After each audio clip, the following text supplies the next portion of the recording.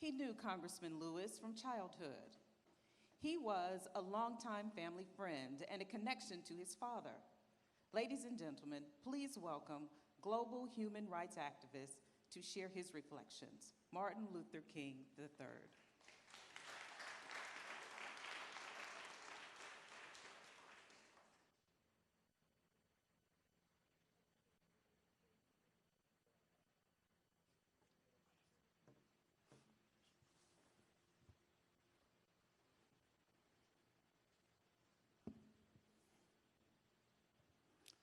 First of all, to John Miles and the entire Lewis family,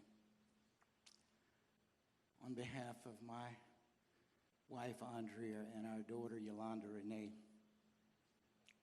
we share our condolences.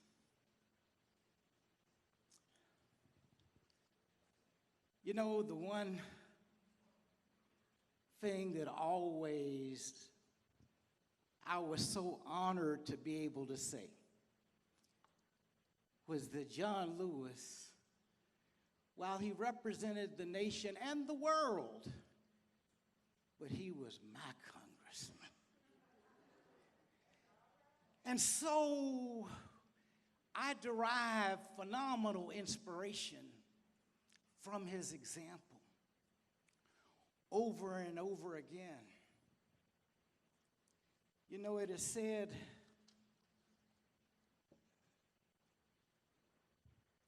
that it's ironic that in the time of the greatest loss, but it's also a sweet reunion.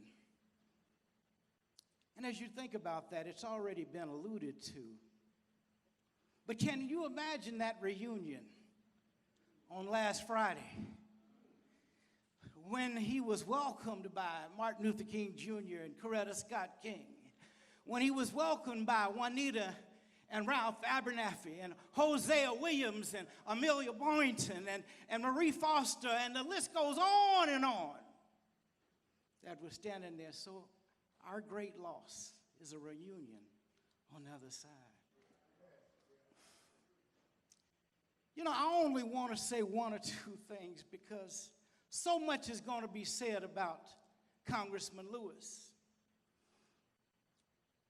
But when you think about it, maybe we ought to encourage Congress to change the name to the John Lewis Restoration Voting Rights Act. It needs to be restored.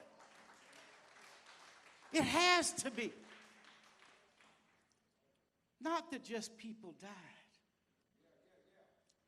But you know, the congressman did so much in a short period of time to some degree. Because you know, in our time, we're talking about a number of years, but it really was just a few good men and women who were out there, the foot soldiers.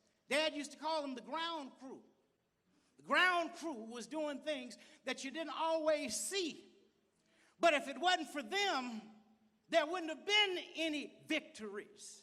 And so we have great victories today because of men and women in this city who gave us the right to vote. You know, this is the year of the 150th observance of the 15th Amendment, which supposed to was to give black folk the right to vote, black men, that is.